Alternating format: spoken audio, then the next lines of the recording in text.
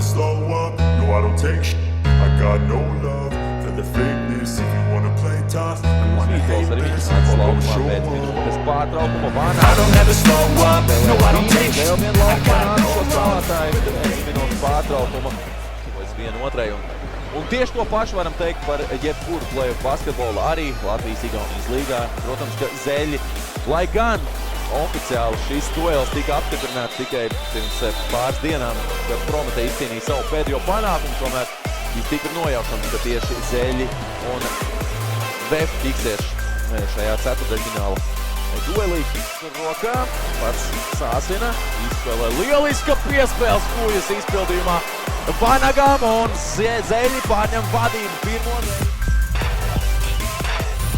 kā rezultatīvo piespēļu 11-9. Tika rādītājs, trešās abi šie metieni bijuši netīvi vieglākie.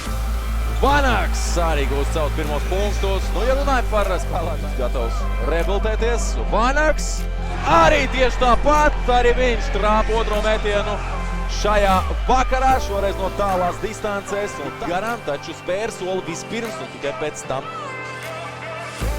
piesita bumbu pie zemes. Šeit redzam atkārtojumā Vanaga gūtos punktus, 5 punkti viņam, kas ļāvuši pārņemt vadību Rīgas Zeļiem. Kas tik līdz 3 metienam Paips aizmet garām no groza apakšās. Vanags izcīna atlaid šo bumbu. Spēle var turpināties. Kujā lielas piespēles groza apakšā. Vanags pārvērš šo piespēli 2 gūtos punktos.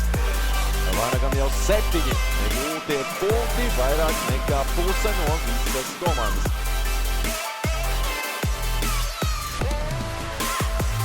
Labā mala, lai spēlēt 1-1 pret Ričardu Vanagu un neizdodas viņam gūt punktus. Kepā bloķē metienu. Vitingtona izpildījumā, pēc tam arī Vanags bloķē metienu. Varbūt vienam no spēlētājiem ir 1,90 m šeit bloka, bet bumba paliek Zeļiem. 5 sekundes vēl šajā uzbrukumā. Vanags. Precīzs metiens Vanagam.